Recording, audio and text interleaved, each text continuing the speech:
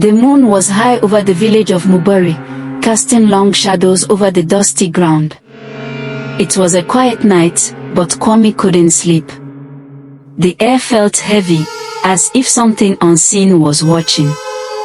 He sat outside his grandmother's hut, listening to the distant hoot of an owl. His heart felt restless, though he didn't know why. That was when he saw him, the old man with the bent back, walking toward him. The old man's name was Baba Lumo, the village storyteller. Everyone respected him, but there was something about him that made Kwame uneasy. He was always watching, always listening, as if he knew things no one else did. Tonight, Baba Lumo held a small, rolled-up scroll in his wrinkled hands. His eyes, dark as the night sky, locked onto Kwame's. "Boy," he said in a raspy voice, "take this." Kwame hesitated. "What is it?" "A list of names," Baba Lumo said. "Names of those who will not see the next full moon." Kwame shivered. "Why are you giving it to me?" The old man sighed. "Because you are the only one who can stop it." Kwame's hands trembled as he took the scroll. He unrolled it slowly, his eyes scanning the neatly written names. Some he recognized: Eo, Fatima, Bod, Ikena. But his breath caught in his throat when he reached the last name. It was his own. Kwame's heart pounded so loudly he thought the whole village could hear it. He blinked, hoping he had read it wrong. But no, the last name on the scroll was clear as day. Kwame, son of Jela. His hands shook as he looked up at Baba Lumo. The old man's face was unreadable, his dark eyes steady and knowing. This must be a mistake," Kwame stammered.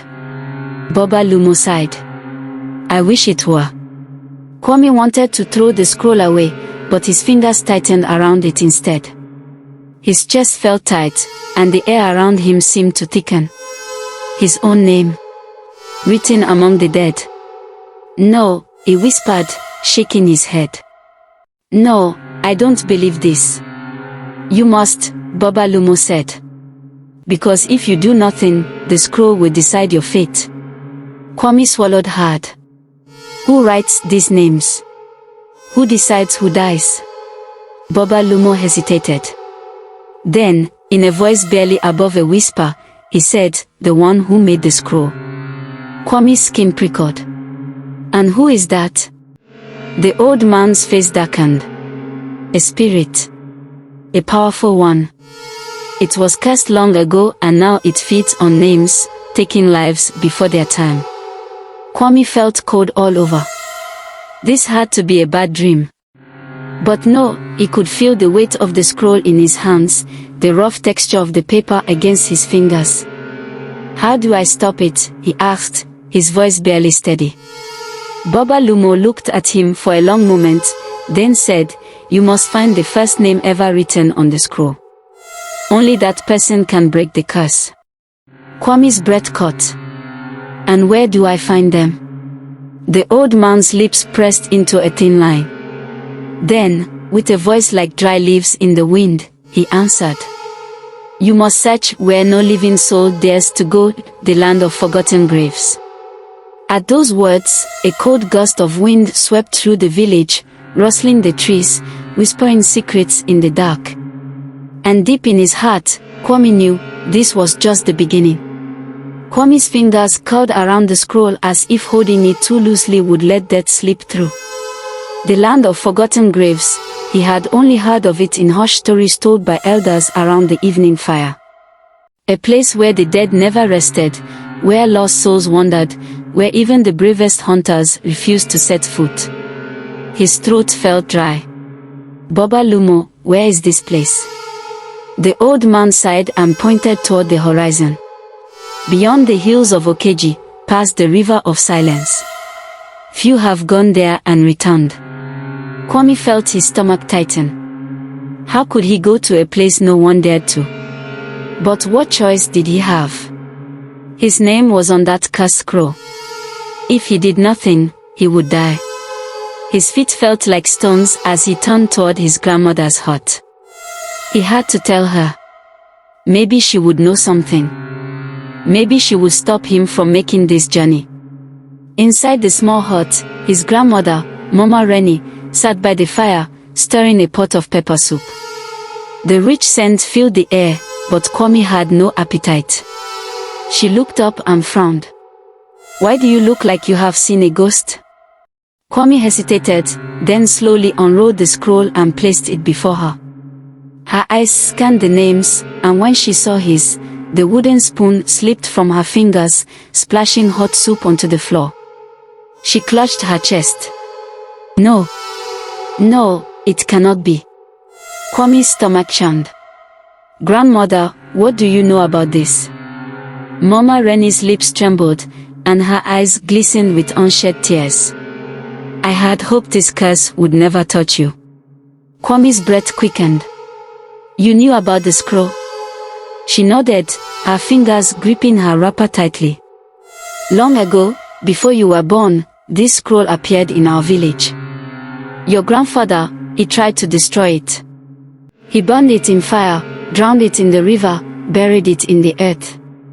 But it always returned." Kwame's hands felt cold. "Then how do I stop it?" Mama Reni looked at him with sorrowful eyes. Only one man ever claimed to know the secret. But he disappeared before he could tell anyone. Kwame clenched his fist. "Who was he?" Her voice was barely above a whisper. "Your father." The words struck Kwame like a blow to the chest. His father. The man he had never met. The man who had vanished before he was born. His heart pounded as he met his grandmother's eyes.